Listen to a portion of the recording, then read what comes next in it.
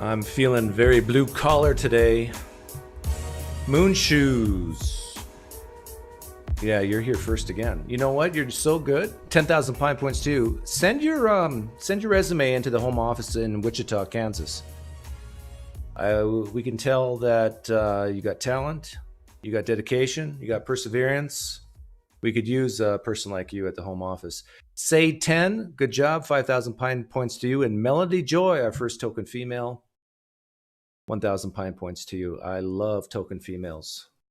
They're my favorite.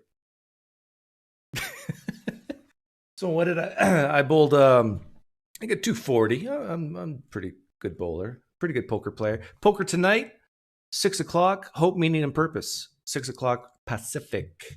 And if you want to join, email me dll1671@yahoo.com. And if you didn't get that, then too bad you're not going to come to poker night. Let's see. What's my opening monologue today? My opening monologue is that you can call in and get hope, meaning, and purpose. Tell me about your doubts. Tell me if you're a Christian or a Muslim, Mormon, Hindu, Buddhist, Taoist, Mennonite. If you have doubts, call in and I'll help assuage those doubts. Hey, my one black friend is here, as always. Thank you for the donation. That will go into the Thunder from Down Under Fund at the Outback Steakhouse. Hello, everyone. I was watching another PineCreek Clay Jones Old Testament Atrocities episode, but I ran out of time. Yeah, Old Testament atrocities are a very powerful tool to use to create doubt and let it just sink in. Right now in the evangelical circles, this whole conversation between Calvinism and Molinism is huge, and it's because you don't want to have a low view of God. If you're this is what the Molinists say about the Calvinists. They have a low view of God. They have a view of God that would actually decree people to do evil things for his own glory, for morally sufficient reasons. And that's how can you believe in a God like that? Well, how can you believe in a God that drowns toddlers and commands the killing and abolishment of certain groups of people in the Old Testament? Like, isn't that a low view of God? By the way, Jesus did that as the being God, because there's only one God. So I prefer to use Jesus' name when describing those heinous events. But here's a nice opening monologue that might inspire Christians, maybe even Muslims, to come on, mostly Christians. Your historical evidence is pathetic. It doesn't move non-Christians, not even a scotch. Anybody who's a non-Christian, most of the time, the vast majority of the time, they don't look at the historical evidence and say, oh, gosh darn it, this is true. I got to become a Christian. No. Your philosophical arguments for God are horrendous. Look at the DNA. We can't explain it. God did it. There has to be a necessary thing. God's that thing. What else do we got? Something can't come from nothing. Where did we come from? God did it. Now, if you're a Christian listening and you love philosophy, you're just going to scream, he's straw manning. Christianity comes from a deep intellectual tradition of philosophical arguments, historical arguments. We think this is not just wishy-washy stuff. We think about these things. We have reasons and justifications. No, you don't. Your own scriptures say that the gospel's foolishness is irrational to those who are perishing. You just got to accept it. Just accept that you have bad reasons for what you believe. Just accept that it's irrational to anybody else who doesn't believe it. And just be happy with your hope, meaning, and purpose that you think you have. Is Duke more savage than Doug? Yeah, Duke, I'm laying the Cabooms down here. By the way, the room's, my PineCreek room is open here if you want to call in. But I'm in such a good mood. I thought maybe I I should play some Frank Turek because he's a comedian like I am. So I love me some Frank Turek. Let's see what has he been up to. I haven't played him in a while.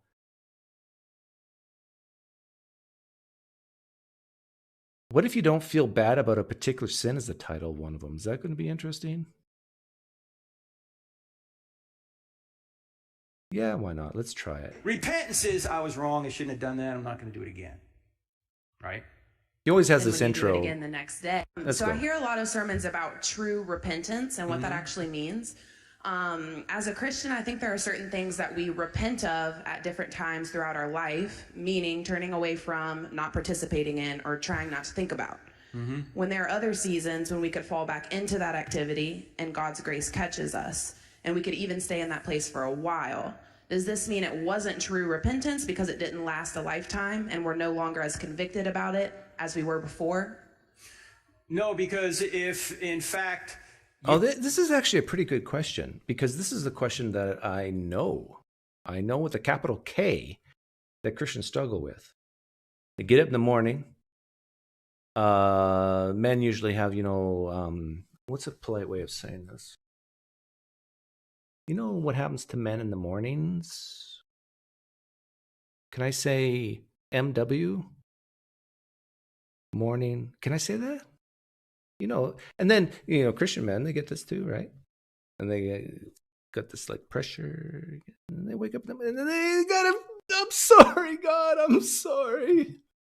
Oh, please forgive me. And then the next morning. And is there a female equivalent to MW? Yeah, Jephthah's daughter said in the live stream chat, but I'm a good boy. Duke Caboom keeps it clean. Duke Caboom, we don't do foul language here. But the point is that I think for most Christians, 90% of the sins that they're talking about when they talk about asking for forgiveness all the time is these sexual thoughts sins and sexual action sins. What explains this is that this is going to be a tough to swallow, but you're an animal. You Christian men who, keep doing those things you're not supposed to do, you're an animal. For real. And you exist to procreate. You got these urges. Same with you ladies. You got urges too.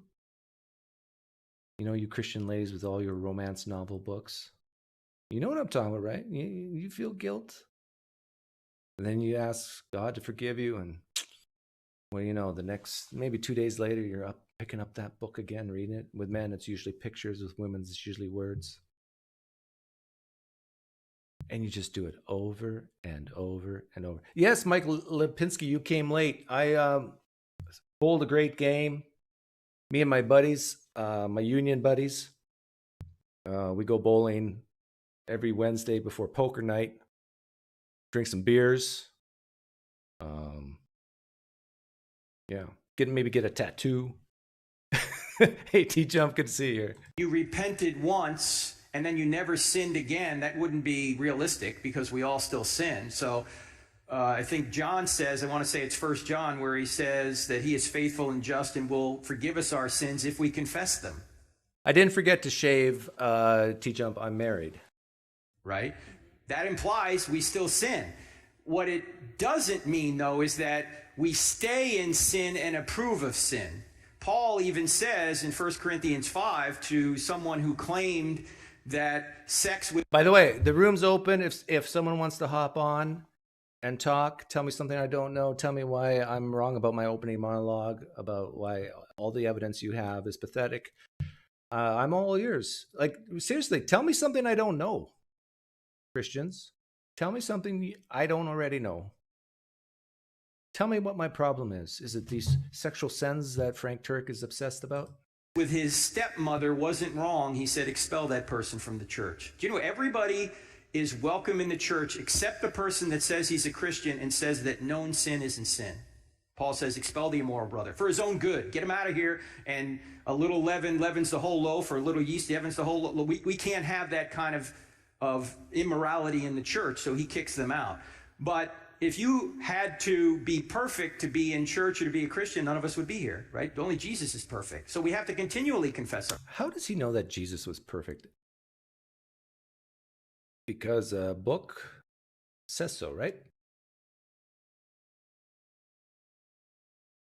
Wouldn't it be interesting if there was some, in the early years of Jesus, like his teenage years, early 20s, that Jesus, the man, actually did some crazy things. He had his wild moments. Just nobody recorded it. And if it was recorded, nobody cared and to keep it.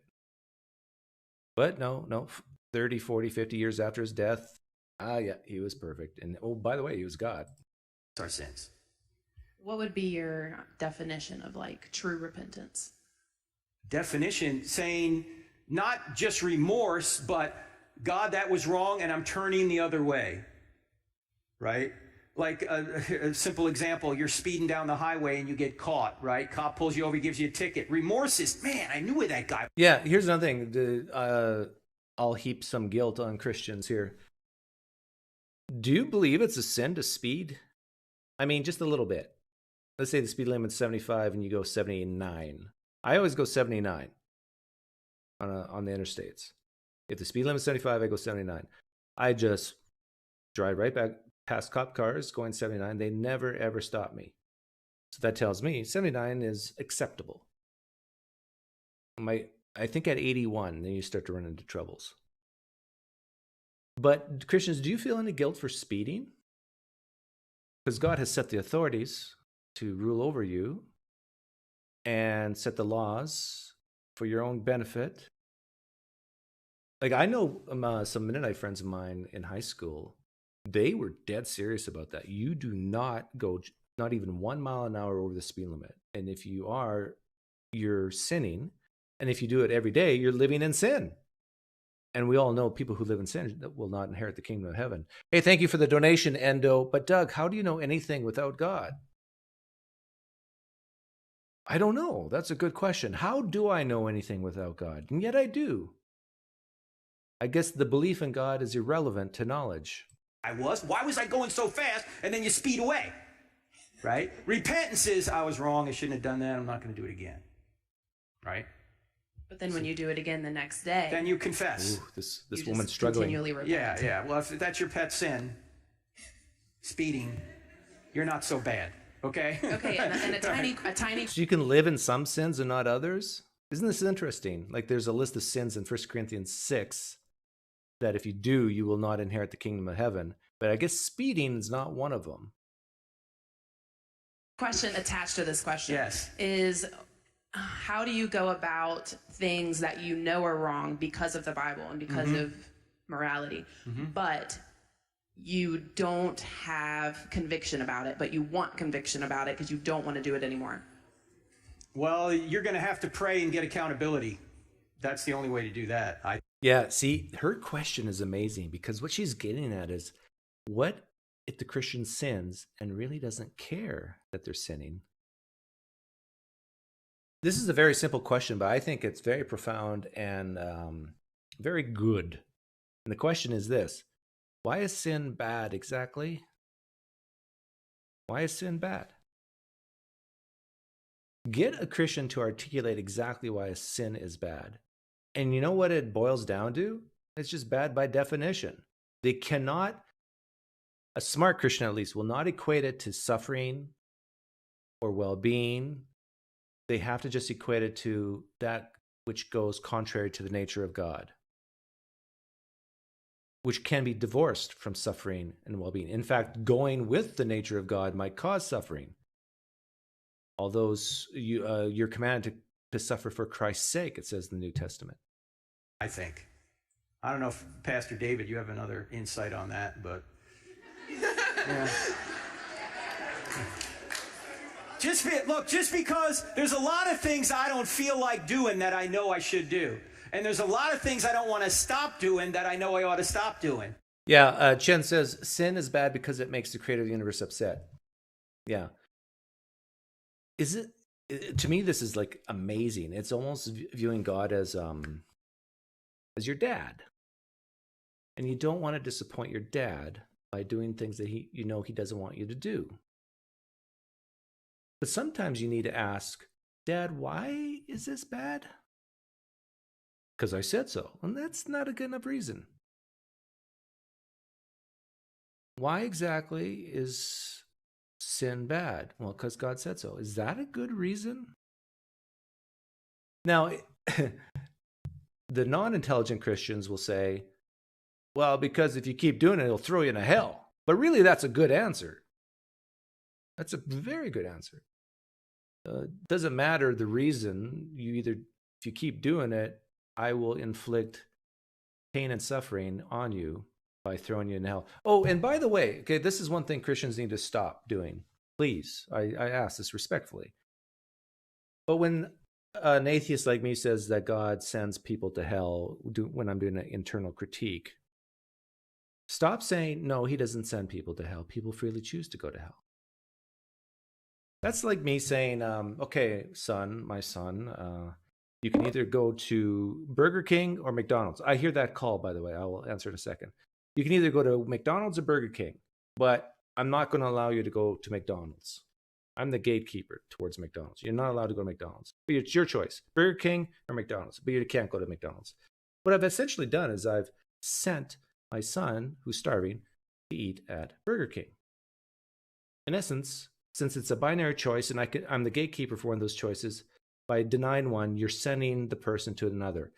God sends people to hell. Say that 3 times when you look in the mirror, Christians. God sends people to hell because he is the gatekeeper. He's the final judge of who goes into heaven. And if most Christians believe it's a binary choice, if you're Catholic, you might think there's a purgatory in there. And if you're some type of weird Christian, who knows what you believe. Okay, let's see what Christian we can help today. Oh, wow. Myron, why didn't you fix this before we started the live stream? Hi, Nick. Oh, hey, hold on, let me turn off the other tab. Whoa, now that's a voice. Oh, yeah. Yeah, it's been like that since I was 17. Can you do me a favor and sing Daddy Sings Bass? You know that song? I don't know that song. I know Old Man River. It goes, Daddy sing bass, Mom sing tenor. You know that one? Not without hearing it first. I'm not gonna. No, I don't even have any. I don't have any training in music or anything. I'm weird like that. Okay, Nick. Everyone tells me I should. Nick, I need to put a label on you. Are you a theist or atheist? I'm an agnostic atheist. Prior to that, I was a Baha'i, and then prior to that, I was a Roman Catholic. Oh, wow. And my second question for you is, why is there no furniture in your house? It's a new house. This is my basement. You're a dirty basement kid. Well, this is where my office is. I have a new. I still got it. It's a new house. I'm probably gonna move the office upstairs. Okay, but you're in the basement? Yeah. Okay, that means you live in northern United States. How do you know that? Am I right? Yes, you're correct. Okay. And based on the colors and the tapestry in the back there, I'm gonna guess Wisconsin or Minnesota. How close am I? Nope. Am I in the ballpark? You're in the ballpark. Can you guess by my accent? A lot of people comment on that. Well, you definitely have an accent, but I don't think where you live now, is that where you're from? Yep. Okay.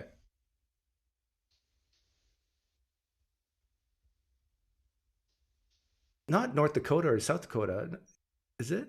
No, I give up. What is it? Ohio, Cleveland. Ah, okay. I was in the ballpark. Okay. Yeah, that was cool. Anyhow, you want to tell me something I don't know, or ask me a question, or? I want to ask you a question. I just noticed you got on, and I was like, oh, finally, I have the time to ask him. My grandmother is in, I'll call it spiritual anguish, and there's a piece of Bible information I'm looking for from you. Um, I'll give you a quick backstory. Okay. Her son died not long ago. Your mom's son died. My grandmother, Your grandmother's son. my Your grandmother. So my uncle. uncle died. My Okay. uncle died. But from her perspective, her son is dead. She prayed for God to cure his cancer, and it didn't work. She's very upset about that. And she's come to me because I know a lot about the Bible, asking about, does Danny still have cancer in heaven? And she's read through the Bible a bunch, and she cannot find any descriptions of heaven and if there's pain in heaven. She went to her minister, she went to her church leader, I don't know what the church father's name was, and he gave her extra biblical sources, and that did not please her. She was very upset about that. She wants a line in the Bible to comfort her, saying that Danny's in heaven and there's no pain. And to my knowledge, there's not much. I said there's probably something in Revelation. Yes, Revelation 21, and God shall wipe away all tears from their eyes. There shall be no more death, neither sorrow, nor crying, neither shall be any more pain, for the former things are passed away. I knew you would know this. Revelation 21:4. So you can give your grandmother some comfort on that. Oh my God, she's been looking for she's been legitimately upset at, like, she changed churches because the pastor, like, she asked him like this exact question, and he didn't know the answer. And he gave her like stuff from some I don't know, like just old, like, Middle Ages, like, or just external Bible reference stuff that some theologian. You know what's amazing about this? You know what's amazing about what's happening right now? What? You're an agnostic atheist. Mm-hmm. I'm a hard atheist, although I'm closeted. I don't. If you ask me, I'm going to say I'm closeted. So, but anyhow, we've got two atheists here who are trying to help a Christian. Yep. Sincerely. And I want Christians out there to notice this and say, "Wow, these guys are great." We're not trying to cause more suffering for your grandma. Yeah, and at her age, she's not changing her mind. Like, right? Yeah, exactly. As far as she's concerned, the whole, all the grandchildren are all devout Christians, as far as she's concerned. Now, if we wanted to hurt your grandma, we would ask questions like, "Well, are you sure your son's even in heaven to begin with?" I mean, she's positive. God told her. Okay. She's had visions. How old is she? 90 something. When she was extremely sick, she had she was really sick, and she had visions of her husband, her dead husband, who came to her and talked to her from heaven. This is so good. This is so good. I mean, because a lot of times Christians, their grandparents have either passed on or whatever, and they've never really got to know them when they're really in an old age and they've lost a loved one. But what you just described is an explanation for the resurrection of Jesus, like these experiences that maybe... You can't say that, Doug. Like, we have testimony from 500 witnesses. How can all those witnesses be wrong, Doug? Sorry, I just threw up in my mouth a little bit. But yeah, and so your grandmother, I bet you if I was to visit her, I could look her in the eyes and she would tell me that she saw her husband like she sees you, right? That she's experienced. Yes, yeah. Conversations. Yeah. She was very sick. I can't remember what she had. But she was just in her bed for just days, and it was years after he died, and he came to her, and they're a great couple, and they loved each other and whatnot. And he talked to her about heaven and whatnot. So she's certain that her son's there now, but she was really worried that he'd be in pain, and Well, yeah, give her that verse. And I'm seeing deja vu with a cat behind you. It went around and then came through the window. Is there a way for that cat to go? No, it's fine. It's fine. Come here. Oh, you're a tall guy too, Nick. How tall are you? Yeah, this basement. I almost didn't buy this house because of this basement ceiling right here. What are you, 6'5"? Yeah, just about. My goodness. He's right there. Ladies and gentlemen, you're looking at a lot of atheists here. 6'5" of atheism right there. He's hiding somewhere. But yeah, I just got a new kitten. My brother showed me. My brother just showed up the other day. Well, he called and he said, "Hey, I'm bringing over a new kitten for you," and I was like, "Great." But yeah, he's really cute. So are you married? No, single. Oh, would you like to be married? Yeah. I'm looking out there. So would you ever marry a Christian? Ladies? The release. I'm sort of a Jordan Peterson guy, where like the system, what you actually believe isn't really as important as the process by which you think. So how open-minded are you? Like, what you think it really isn't important, but how you get there and where you're going to be next month. Yeah. Come here. Well, if you want a woman like that, or a man, I don't know what floats your boat. Woman. Marry a physicist who loves to play the cello or some musical instrument, and you got both sides of the brain working. I did physics in high school. I did physics in college. Not many women. Yeah, I know. Slim pickings. Yeah, computer science was my other major, and it was just, there was one or two women, and of like the two of them, one of them was a lesbian. I don't know what that means, but I do think there's something there. Yeah. I don't know. There's just more masculine profession. So where do you even go to look? Where do you even go to look for a future spouse nowadays? Tinder? I've actually asked. Yes, you can.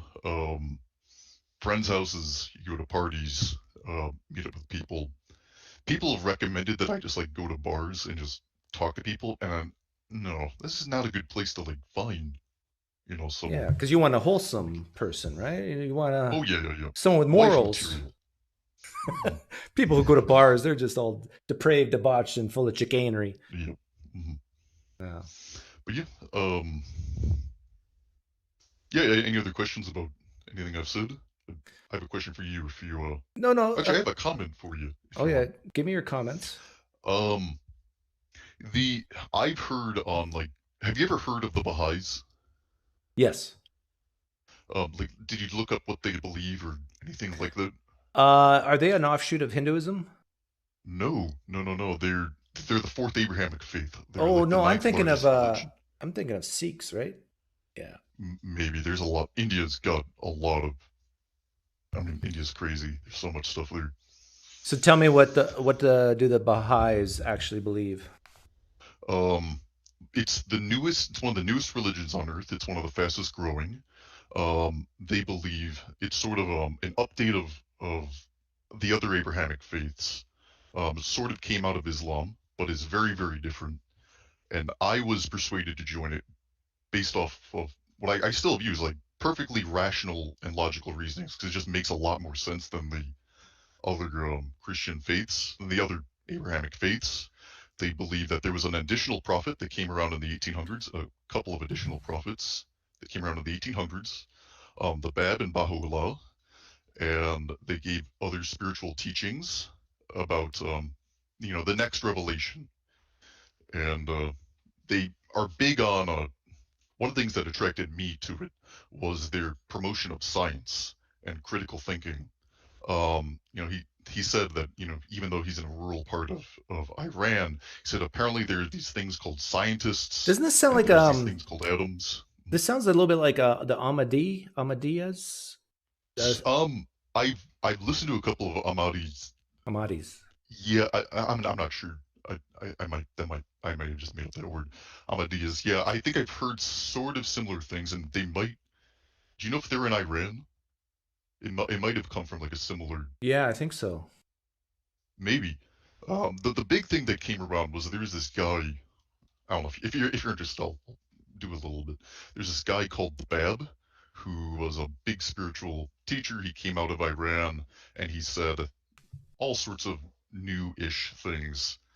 Of course, it is God's. Eternally, God when he sees the world's in trouble, he goes to the tried and true method of finding some part in the rural part of the Middle East to give forth his next message. And he said, female, gender equality, so that racism was evil, that there should be a uniting of all world governments, that war is bad and evil, and basically like very secular humanisty sounding stuff. Okay, so no So miracles, no prophecies, nothing like that? they don't like, you should never convince someone with a miracle because you can't convince, because you've seen it, but the other person has no reason to think it because they haven't seen it. Right. Now, there are miracle stories, like when the Bads was executed by the British, they said that there was 2 rounds of fire. Well, here's the story, and it probably didn't happen exactly like this. He was arrested while giving a sermon. He was teaching someone something. They chained him up to the wall with chains, and then 200 British men fired their guns at him. After the smoke cleared, he was gone. He was finishing his conversation with the previous person. They dragged him back, and the British soldiers were afraid because how could Sounds like a David Copperfield trick. Yeah. So I don't know. You found my channel and then you left the Baha'i faith because of me talking about extraordinary claims. No. I left before then. Oh, okay. I sort of became convinced that. Well, mine was mostly personal experience, obviously. That led you out? And no, that kept me in. That was the only thing keeping me in. Like I'm very rational. Everyone likes to think they are, but I think I'm sort of exceptionally skeptical. I just don't believe things, and I noticed all these. Just interrupt for a second. There's a woman named Hannah who wants to come on. I don't know if it's to date you or to talk, but just to let you know. Let's ask Hannah. Okay, but finish up, and then I'll talk to Hannah. I chat with Hannah. Oh, you know Hannah? No. I said I. Oh, you would? Okay. Well, yeah. I'll talk to Hannah, and if she's interested, then I'll put you two in touch. Oh yeah, that'd be nice. See if she's for a small finder's fee. Oh no, that'd make me a John or a gigolo. What do you call it? Never mind. I don't know. But anyhow, you were saying the Baha'i faith. What kept you in it was the personal experiences. Yeah. I sort of immediately, like, I heard these theological arguments, ontological, and the rest of them, and I just sort of said, no, that doesn't make sense. Like God could be evil. At one point I became convinced that God existed, but he's clearly not all powerful and all good, because that just wouldn't make sense. Because why would there be miscarriages if God was all powerful and all good? And he, before I knew you in the womb, right? Before you existed in the womb, I knew you, or whatever. I was like, okay, so something like a miscarriage or tapeworms, like, why would that exist? So God clearly must be. He clearly must only be powerful enough to influence people through visions and spiritual guidance. And every 600 years, he has enough power to send, some Arabian desert guy, the truth. And that's sort of what I thought for a little bit. And then I thought, you thought that's nuts. No. Maybe well, it makes sense though, right? Like if he's not all powerful and all good, then how could he possibly? He's clearly not stopping earthquakes. Right. But the deduction you could make there is that this God either doesn't exist or this God is... Yeah, but I know he exists, Okay, or the other solution is this God's maybe just a little bit better than you. I mean... No, he's not better than me, because if I was God, I'd stop miscarriages. No, but if you're not all powerful, you can't stop miscarriages across the world, right? Because you're not even there and you don't have the... Yeah, but if I was all powerful... Right. I'm saying you have to believe in a God that's not all powerful or you got to remove the omnis in order to solve the problem. Them, yeah. To solve the problem of evil. Yeah, at least one of them. Yeah, and I said okay, he's either not all powerful and he's not all good, and I knew he was all good. I was just raised thinking that. I was like, there's no way that God's evil. And so I was like, okay, well then he must not be all powerful. Okay, that makes sense because he doesn't interfere that much. It's only on sporadic occasions, with Moses and Jesus. Yeah. Well, every third Tuesday. Yeah, every 600 years, something like that, he interferes, and it's mostly through these prophets. And I sort of started looking around, like, what are other faiths? And the Baha'i one, I really recommend looking into it, and just studying it, because I've had spiritual conversations with fervent Catholics, and I just started going through the Baha'i teachings and I'll give you one more. I'm sorry, Hannah, if you're waiting. Yeah, Hannah, don't go, don't leave. Yeah. like the Baha'is believe that God has sent many, many prophets throughout history, and that Jesus was a prophet, that Moses was a prophet, that the Buddha and Krishna and all sorts of other people were prophets, and that there are probably many more that history just lost to time, and that God's been communicating through these prophets over time. And the most recent one is Baha'u'llah, who gave the most recent revelation about peace and justice and unity and all the good things. And yeah. And so they sort of unite all these things, and they give the sort of the Muslim excuse as to why is Hinduism so different. It's because there's been corruptions along the way, and God has given revelations to people that would mesh well with their current cultural understanding. So if God sent to India and he sent there's only one God, they wouldn't believe it. But if he sent something that was closer to the truth, like a halfway mark between, it's a little devious of God. He's like, partial truth. No, not devious. He has good intent. He wants us all to believe in the right thing, but he knows our limited human understanding. Yeah, but he's like me. Like, this is how I do my street epistemology. Like, I get to know the person and what they would resonate with, and meet them where they're at. Yeah. But very quickly, how did you leave? How did you get out? Was in my early 20s. I was at college. I started listening to all the arguments, and I really started listening to. I always believed, listen to someone who disagrees with you. Really consider and immerse yourself in that idea. And like, okay, well, was it you a girl? might find this one. No. This is all me.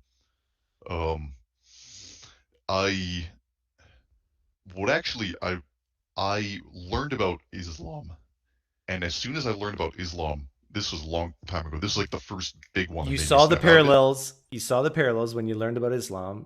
And at that point, I was still a Christian. I was convinced that Muhammad was the Antichrist, and I became more fervent in my Christianity.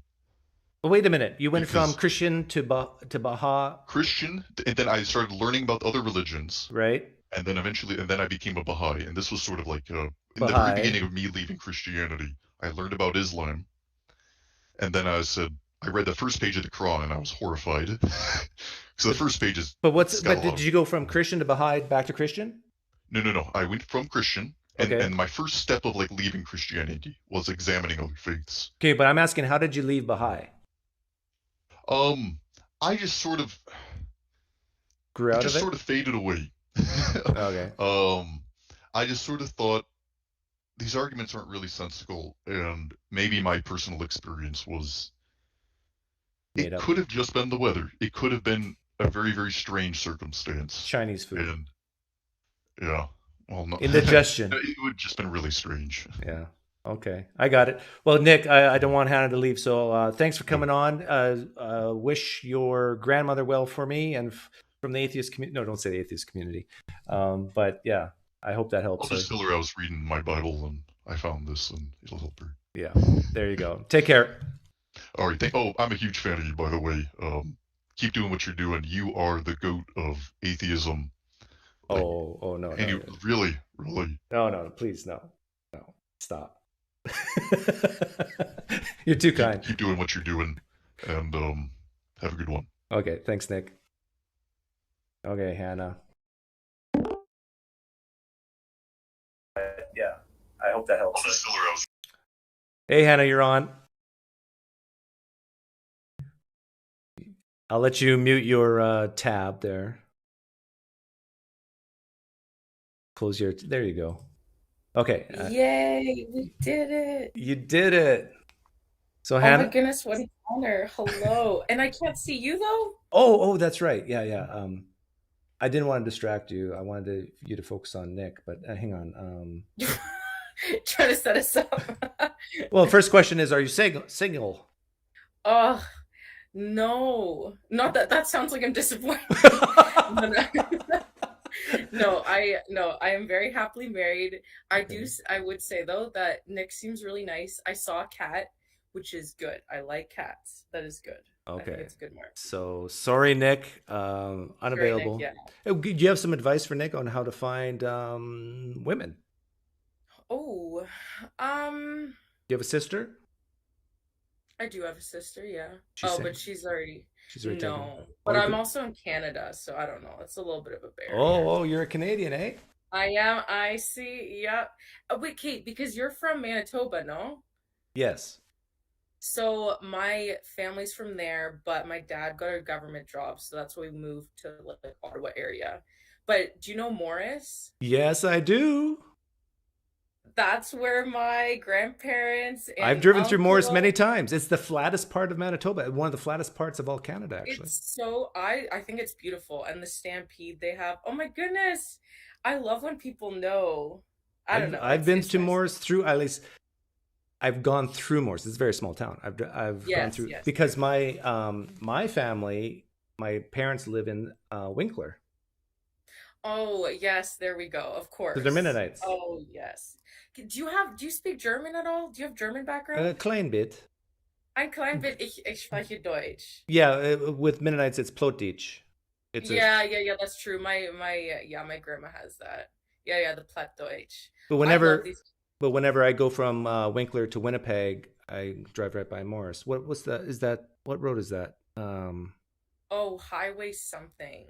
Well, I mean, that's obvious, but Yeah, but it turns into interstate if you go across the border. oh, Is it 20, not 25, that's through Colorado or New is Mexico. it like 69? Oh, we don't Inter use that. We don't use that number on my channel. Sorry. I'm expelled. Keep it clean. Okay, anyhow, what did you want to talk about besides Morris? Oh, okay, okay. No, no, no. Yeah, sorry. Little connection. Well, I don't know. Nick kind of opened the door for advice asking, I guess. Maybe we'll do that. Oh, you came to the right Well, place. Duke Caboom is full of advice. is that because of Toy Story? Yes, yes. Oh, I love that. That's so good. Yeah, I'm the, so the glad I Canadian understood the Daredevil. reference. Yes, yes, it's so good.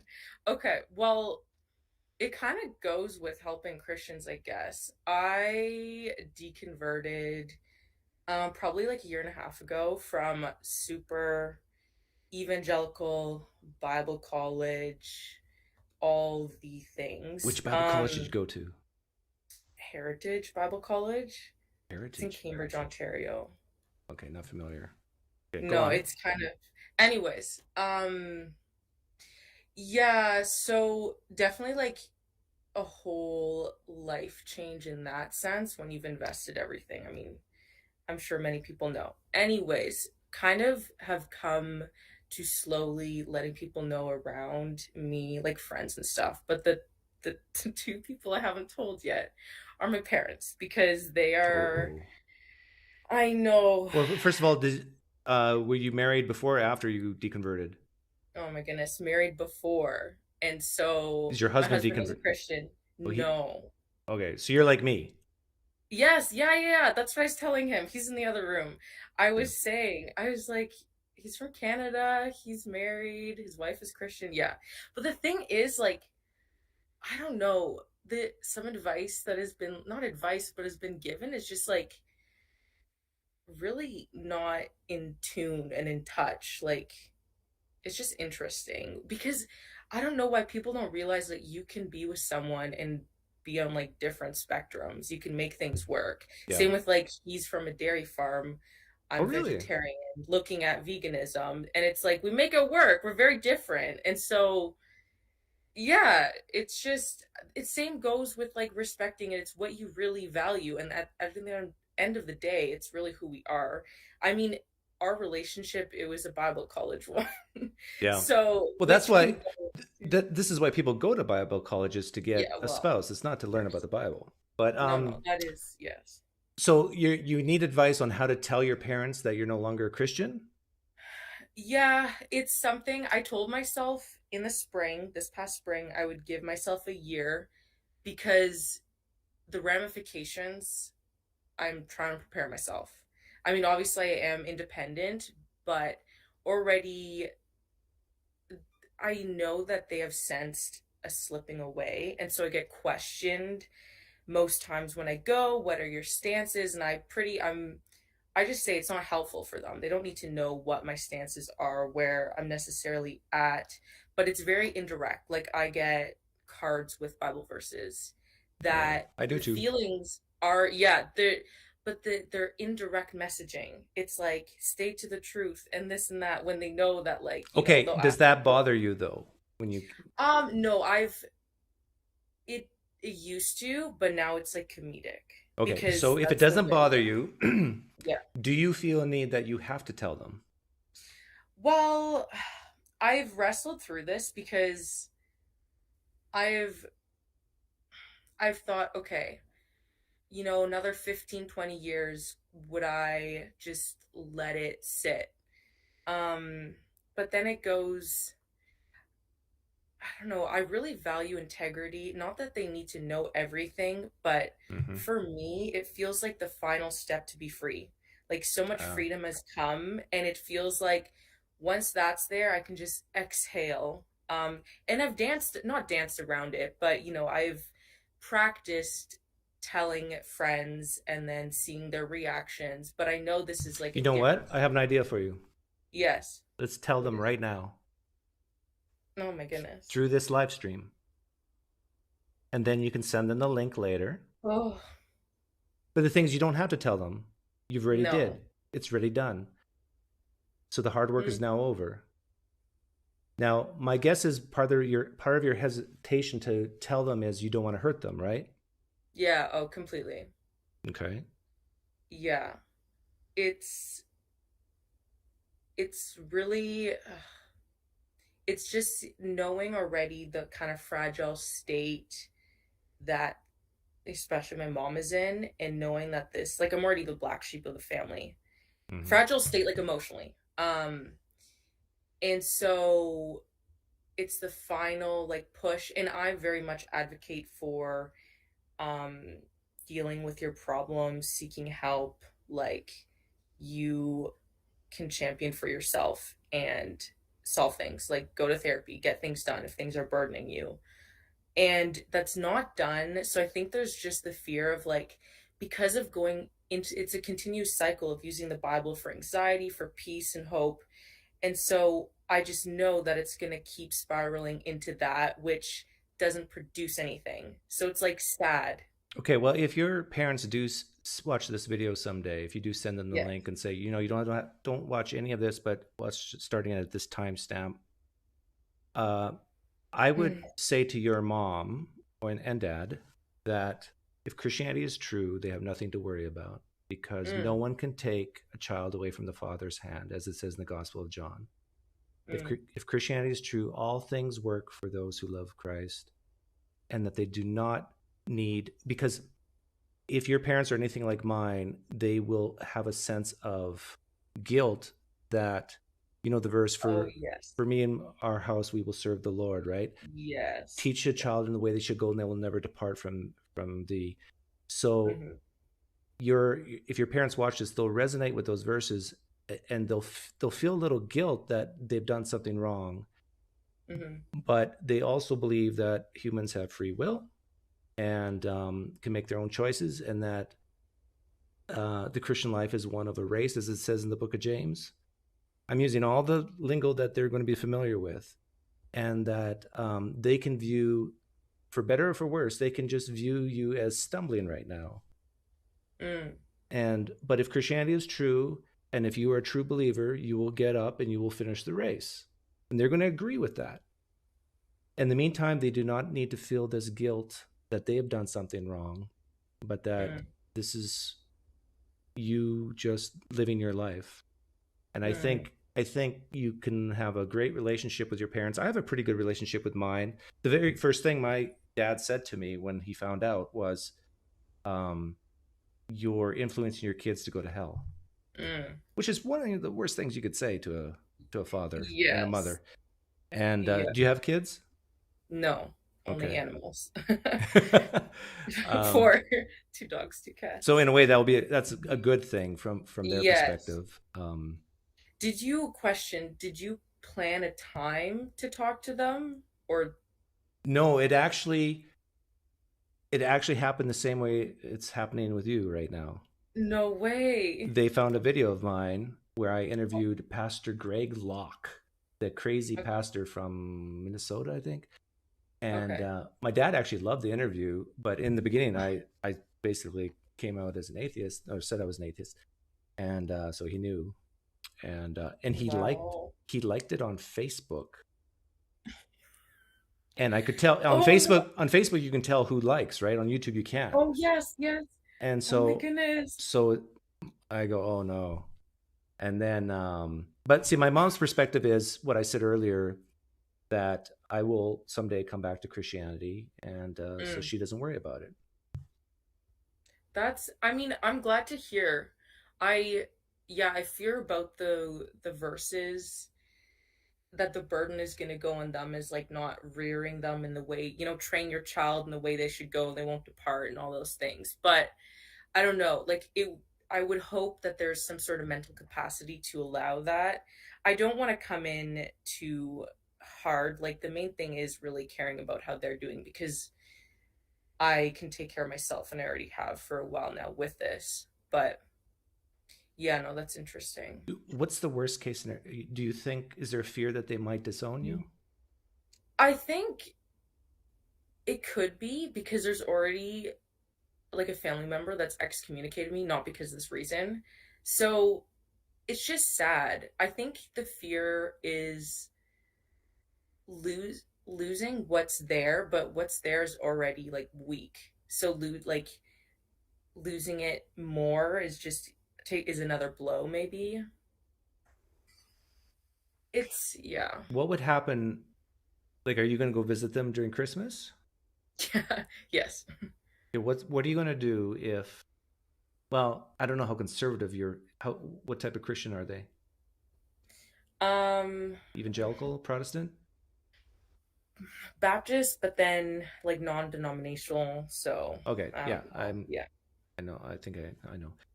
So this probably won't happen because you're female. But what happens if they ask you to say grace, say the prayer before the meal, Oh, that sort of thing? so that's very interesting. I haven't thought about that. The thing is, they came over not long ago, and there's awkward sounds before like the food that I had out, and I initiated. I'm like, well, I was like, would you like to say grace to my dad? And he did. And it's something where I'm like, I want to show them that I can still be a part of what they have. Like, it's not this like, oh, Hannah's an atheist, like we can't talk about this, we can't do this, there's no this. It's like, no, I'm open. Like, if you want to do that, that's totally fine. It's tradition. Like, if I were to be asked, I haven't even thought about that. I don't know if I could, because there's been times where randomly I'm like, oh, well, like pray or talk to Jesus, and I'm like, no, I don't believe that. So it Yeah. was just, You I know, don't that know. was my weirdly enough, that was my biggest fear, was when I went back for Christmas, Oh yeah, and like my dad said, Doug, can you give thanks? And I'm going like, I'm an atheist. I don't believe any of this. Like, do I just pretend? Like, so yeah, yeah, I yeah. had this whole routine in my mind of what I'd say, Dear Heavenly Father, we come towards you today. And, but no, he didn't ask me, so I didn't have to do that. Whew. Well, now you've like incited some anxiety within me. No, it's fine. Mm, I was also yeah. going to ask about how has the relationship between you and your husband changed? Okay. Um, Honestly, I would say better. Like it's gotten, I think we're closer in ways of we want to respect and learn about each other. And it wasn't always like that. At first, um, I was very much vocally opposed to things. I would disagree with a lot and then really want to have like a fighting point, because we used to see eye to eye on quite a bit. Like, the chill Christianity, not maybe a bit progressive. And so we used to see eye to eye. Like, I really did appreciate the way we connected on things, certain issues like LGBTQ plus, all these things. And so I really like would try to debate and try to be understood, and it wasn't going anywhere good. Like it was just really like pulling us apart, which is difficult because there's this like, I want to be understood, I want to be seen. Like these are things, when you have that like the veil lifted up, you're just like, oh my goodness, can you not see this? Like, I'm done defending God. Can we just like talk about what's actually here? So we've been in couple therapy probably like actually since before we got married. And I'm glad we could bring it up to our therapist, like what was going on. And he just presented, like, why don't you just hold each other's feelings about what you believe? And that created a shift because we realized we can learn about what the other person values through what they're sharing. So my husband can learn about me, what I value through the more humanistic view. And for him talking about Jesus, I can see what he values. So it kind of takes away, like, it strips away the belief more and focuses on. How strong is your desire to deconvert him? I'm curious. 10 being you really, really want him to deconvert. 0 is I don't know. I want him to stay a Christian. Where are you right now?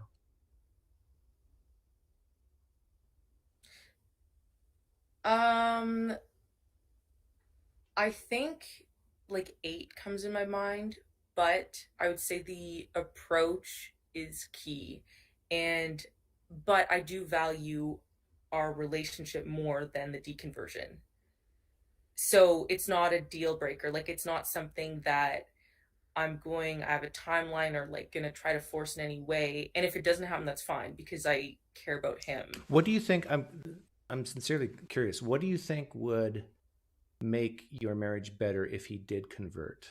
What's the upside? If he did deconvert, Yeah. What would get better in what your would make marriage, you the think? marriage better? Um, Honestly, maybe more a like lust for present life and that there's just one. Not saying that that's not there for him, but within me, when I realized that I don't believe in an afterlife, I'm like, oh my goodness, this is it. Let's do things. Let's go for it. How we spend our time. And I think it would be cool to have that, but also these are things I do share. And then it's a realization for him too, in the sense of like, yeah, this is cool. Like, what we do know is we're on Earth. So let's do these things. Let's have fun. But I do think it could go a deeper level if there was a deconversion. I like that answer. Well, if I were to talk to your husband right now and ask him, why doesn't Hannah believe? And he had like just 5 minutes to answer that question or less. Do you think he could adequately tell why you don't believe? I think to some extent, um, there was at one point when I really wanted to be understood. I tried to hit home the that this was like the deconversion was bigger than just me. It was a big thing that gets me is like, what's the difference of me and a 4-year old in Malaysia picking through garbage? Like, and that just like touches my heartstrings because the difference is I was born here, born in a Christian family. Um, and yeah, I'm able to live in a home, all these things, but someone born somewhere else doesn't have that. How can we compute and say one is okay and one has the right thing and one doesn't? And so I think that was a big part, like initially, that would be able to, I think he would capture that because it is like a more emotional reason for me. Other factors, like I don't want to like disrespect or um like hurt when I say that I think it's like in someone's mind to talk to Jesus. Like, it's not things I usually tell Christians because I don't want to hurt them or offend them, like, because it seems belittling, if that makes sense. Yeah. So there may be some parts that, sometimes it's just, I love listening to like streams like yours or other ones because I can laugh and it's like, oh, people are talking about this, they're doing the research. Yes, there's so much like weirdness about the development. I don't personally feel like I need to dig into it. People are taking care of it. So there's like, it's all encompassing really. What do you what would your husband say is the biggest reason why he does believe, why he is a Christian? Hmm. And then he can watch this back and see and critique you. Yeah, that's true. That's true. Oh my goodness. I joked earlier that we should both come on as like Well, he can like come on right now if he wants. yes, I would. I don't know if he can hear me. He probably can. Jesse. um, I think the biggest reason is probably like the person of Jesus and the example. I mean, that like what he exudes. And yeah, I So would say that's accurate. okay, and you don't quietly remind him that Jesus drowned babies. I try to keep that, try to like, you know, remember that there's better ways. Yeah, Not I better know. ways, but Well, what you do is you say that and then you have a little smile on your face, so you kind of yeah. No, takes that's the edge true. I off. usually like to give a bit of comedic, like, oh, but this and that, and then I mean it gets in the thanks, so I don't mind that. Um, but it's kind of funny because I do think like the person of Jesus and like what someone believes, I felt like I was betraying him. That was one thing I was like, I can deconstruct everything except keeping Jesus. I was like, I don't want it to touch this, and then of course it's inevitable once you're in the journey. But yeah, it felt like such a betrayal, such a weird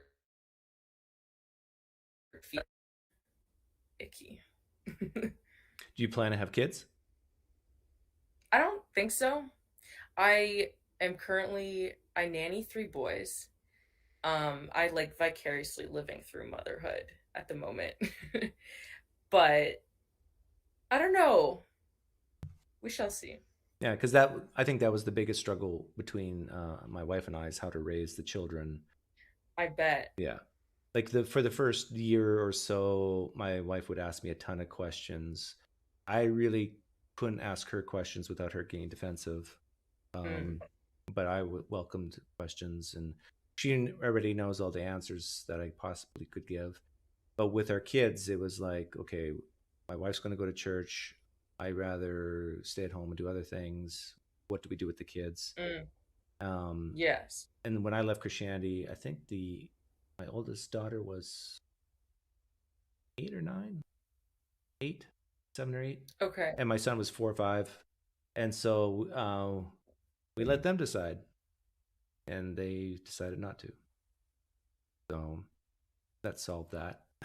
And uh, I as far as asking questions or having them ask me questions, I think my wife is totally okay with me saying whatever I want about what I believe and why, or what I hmm. don't believe. Yeah, I like giving the autonomy. There's that one live stream you talked about the anxiety your daughter once had. I think you had, was it a hurricane or something? Yeah, tornado in There was North a Dakota.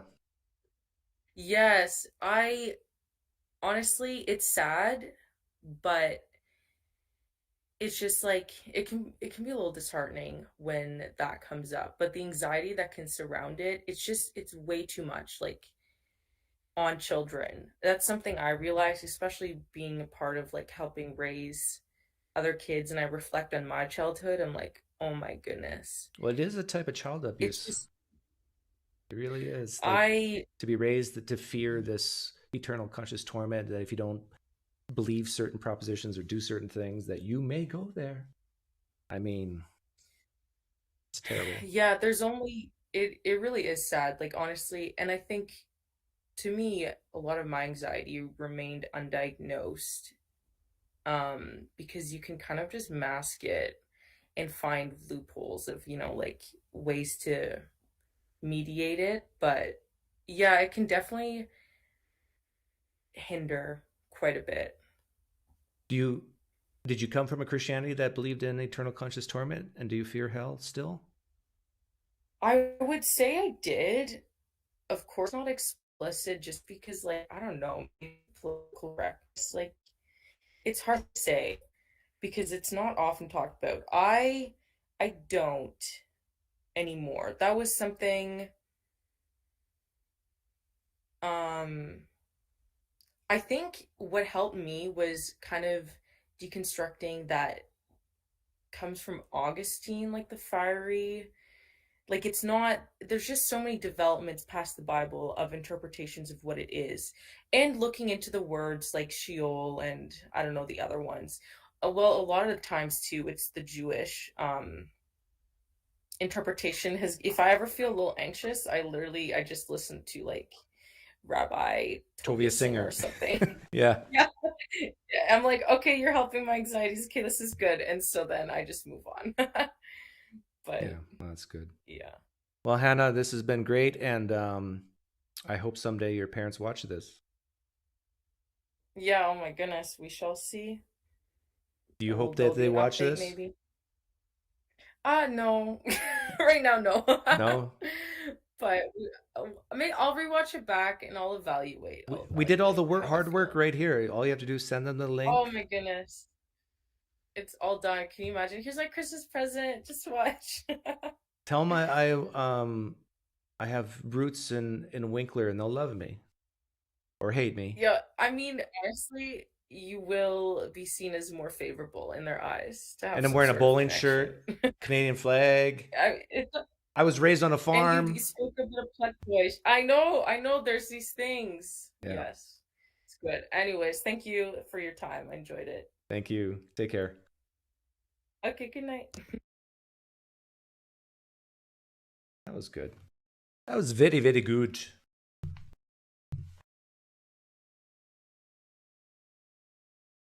Real talk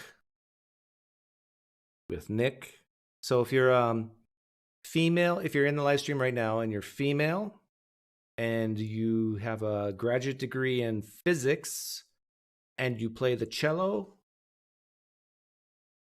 contact me and I'll get you in contact with Nick.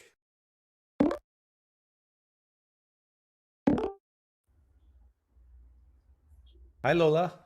Hi, can you hear me? Yes, I can hear you loud and Good. clear. Yeah, yeah. What would you like to say? Hold on. You hearing feedback from the Yeah, other tab? yeah. Yeah, just close that up. So, funny enough, I used to be a physicist, so I guess we have that in common. Oh, really? Okay. And do you play the cello? I do play. Yeah, I used to sing. I still sing at church. Okay. Are you a Christian? No, I'm not a Christian. So I just wanted to talk about like the Are you yeah, still that's are what- you still hearing me twice? If so, you got to close the tab. I have to. Oh, yeah. Hold on. Okay.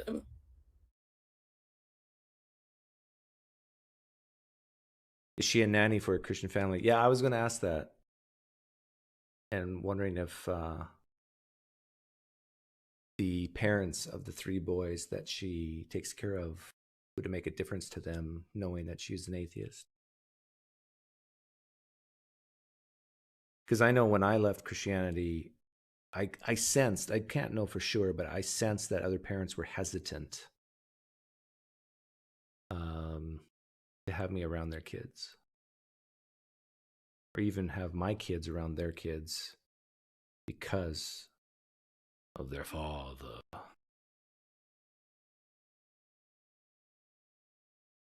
We'll see if Lola comes back. Yep, she's back. Yeah. Sorry, I got lost. That's right, no problem. So Yeah. So, the question I had was I wanted to talk about like the conversion from like the Western versus an African context. So I'm Nigerian, but I've been in the States a long time. And if you know anything about Africans, we are very religious, especially the Christian flavor, and we are very like in my parents' generation, like it was all the missionaries and like the mainline denominations, but it's turned into the Pentecostal slash evangelical. That's the ones that is kind of getting like wildfire. And I guess one thing is like, while it's like we can talk about all these arguments for like why not to be a Christian, but I find that it's kind of hard to like interpret that into the African context because there is so much like magical thinking baked in. So the decision is not so much to be don't believe in Christianity. It's really more like believe in Christianity or be more of like a pagan, be more of an animist, or hold true to your like to like our traditional beliefs that the missionaries like they converted us from. So is your So question basically how do you talk to that type of culture? yes, how do you talk to that type of culture? Because it's like because it's like I can't really say logic because it's like I because everyone, even the Christian, like even the Christianity in Africa is very much a fantastical. It's very much about like Jesus being the warlord that fights against demons and principalities. It's very much that kind of. Okay, so here's my advice on how to do that. So, but it has some conditions, and one of the conditions is like if you mentioned the Pentecostal healing type culture. Yeah. So let's say you're talking to a Christian who believes in healing in Jesus's name. Ask them, do you believe there are fake healers out there? Wow. So you're not saying that there's no such thing as true healing, but you're asking them, is there such thing as fake healing? That they're saying that someone's been healed when really they're not. Do you think there's fakers out there? And my guess is most of them are going to say yes. Yes. Yeah. They Then will say. Then the follow-up question after that, if they agree that there are fake healers out there, then the follow-up question is, well, how do you tell the difference between the fake ones and the real ones? Okay. And then they'll have to think. So they'll say, okay, well, this guy, he's fake because he was caught having sex with so-and-so. And so, but then we talk, okay, well, maybe this person who you thought is a real healer through Jesus is actually fake too. How would we figure that out? And it gets them to think about how to falsify the claim, how to test the claim. Okay. Yeah. And I think that works no matter if you're in the West or in Africa. Yeah, I think it works, but I guess I'm skeptical that you would have these people like they would actually drop they might drop their belief in Jesus, or like they would drop their belief in like it because I think the bigger problem is the belief in the supernatural, and that's very strong. Mm-hmm. But that's what I'm targeting with that question. Yeah. Like, how would you tell the difference between something that's supernatural versus just natural? Like, let's say someone, if they agree that, let's say, for example, that cancer can spontaneously go into remission. Okay. That's a big if. And I know some people might not say, no, that's impossible. But, right. But if they agree that's possible, then the question is, okay, how would you tell the difference between God actually doing it versus it just happening naturally? And it gets them to think, really, they have no way.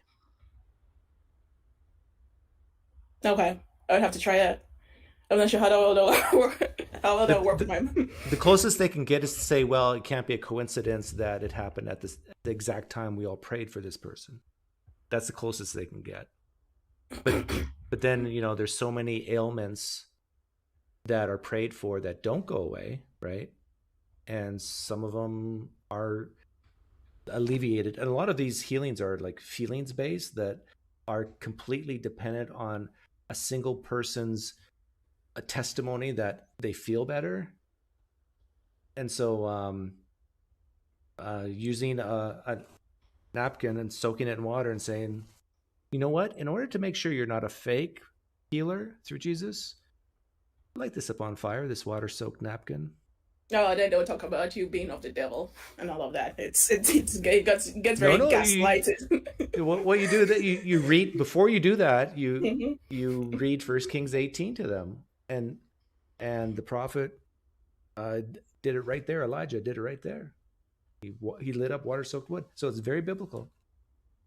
But, you'll find out very quickly how, like you said, they'll backtrack very quickly when forced to show something very demonstrable. Christians hate that because I think deep down know it's not going to work. Right. But you were a Christian, right?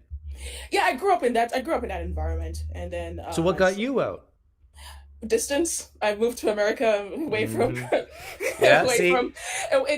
was just away from everybody else, but you're by yourself, and you're like part of it. Actually, what really got me out of it was that I also became part of like the Pentecostal churches here, but what I was not feeling happy with it. I was always afraid, always feeling guilty. I always find myself having to go to altar call every Sunday, feeling like I had to like Yep. pray this prayer of salvation every time, and I could not understand that why was I feeling so afraid and why was I feeling so guilty.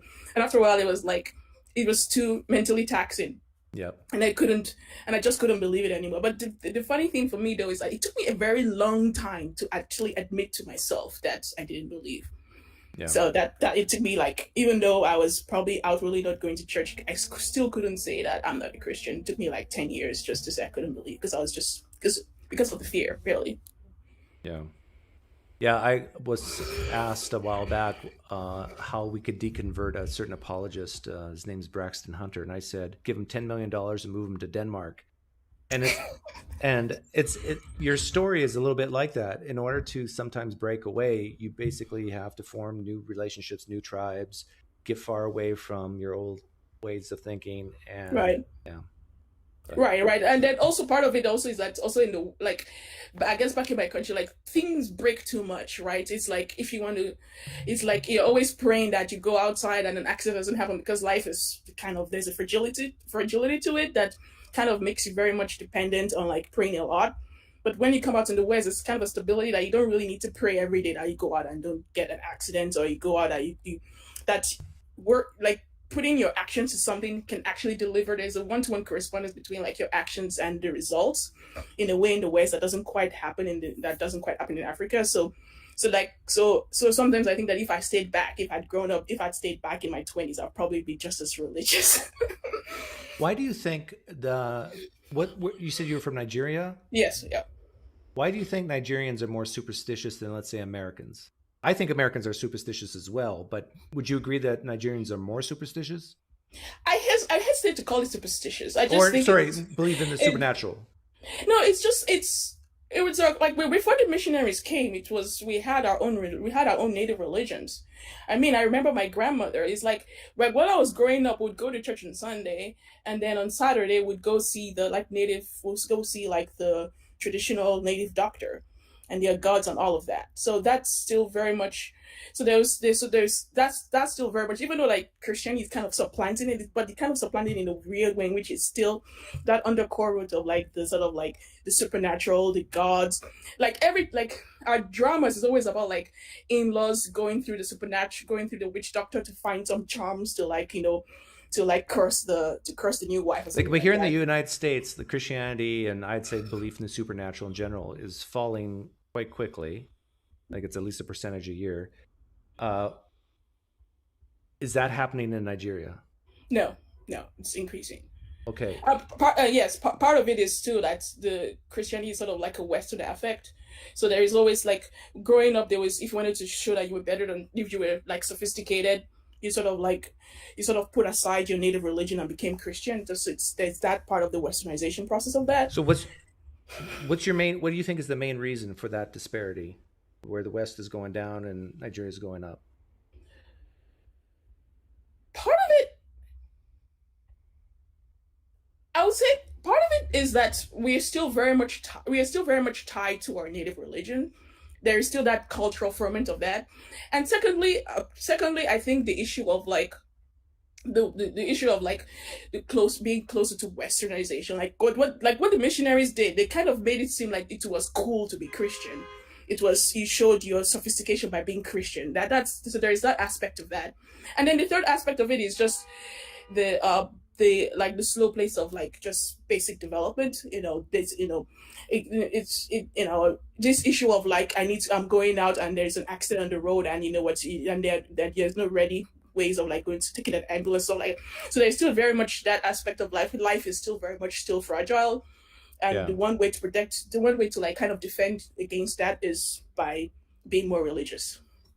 Yeah, because it gives you at least a chance that a God out there will save you or help you. Yes, yeah. So it's very much different. Like there is a sense of like that in the West it's a bit much. Things are more stable. So you don't really, if you don't have to pray every day, if you don't have to pray for very basic things every day, then it's kind of then God is really more about like morals about like more psychology. It's less visceral. It's less needed in your day to day. Like you don't really need God to like Yeah. act in life day to day. That's one. Yeah, for all you Christians listening right now, if you don't need God to pray to pay your electric bill, your hospital bills, you got to be careful. You're at risk for leaving Christianity because you don't need God. Really, what do you need God for if you have money? Right? It comes down to heaven and hell. Because you can buy hope, meaning, and purpose. Right, Lola? You just write a check and you make it out to hope, you sign it, and away you go. Same with meaning, same with purpose. But anyhow, Lola, thanks for coming on. Yeah, thank you. Thank you very much. Before you go, check out Street Epistemology if you haven't heard about it. If you are talking to your family members back in Nigeria, it's a method, it's a tool that you can use. And it's basically, it focuses on falsification. Yeah, thank you very much. I really appreciate your program. Okay, thank you. Take care.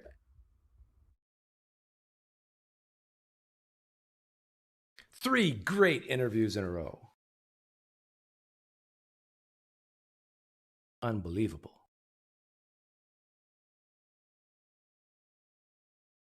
We've had Canada, United States, and Nigeria.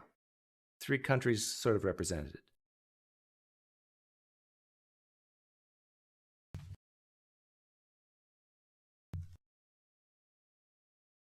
You can ask me questions live stream chat as well. How did you and your wife deal with tithing, shared income going to the church? That's a great question, east of Maine.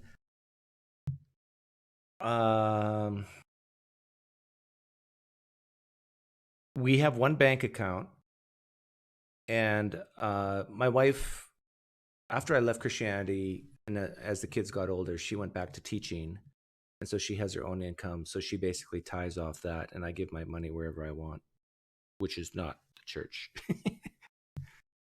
Usually St. Joseph's Children's Hospital and Ronald McDonald House. I love them too.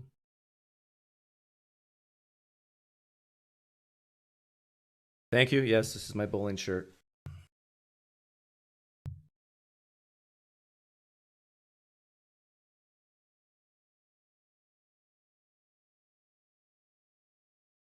Nobody, I'm going to give people just a few more minutes if another person wants to hop in. If you feel the spirit leading, there's someone listening right now who just wants to call in, but is a little bit nervous and scared. It's okay. Feel free to call in. I'll play a little music to calm you down.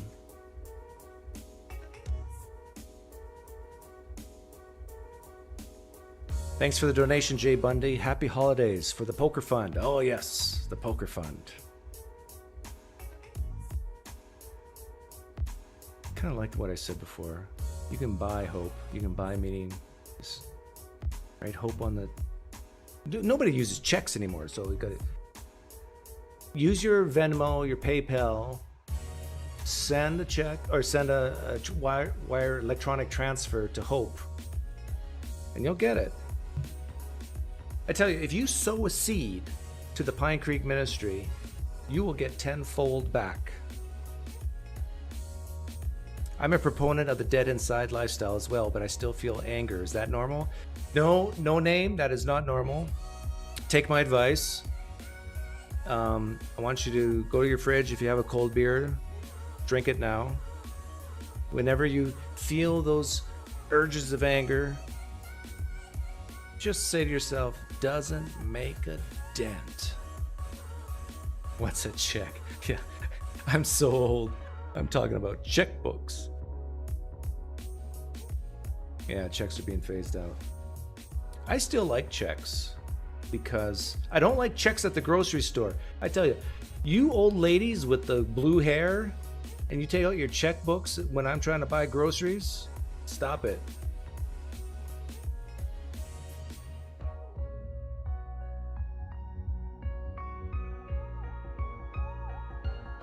What's a VCR? What's a Betamax? Give yourself 100 Pine points if you know what a Betamax is.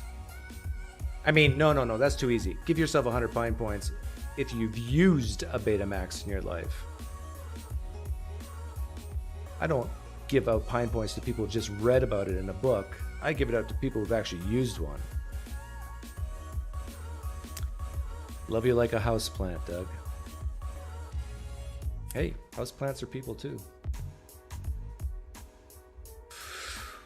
Poof. Hey guys, thanks for hanging out.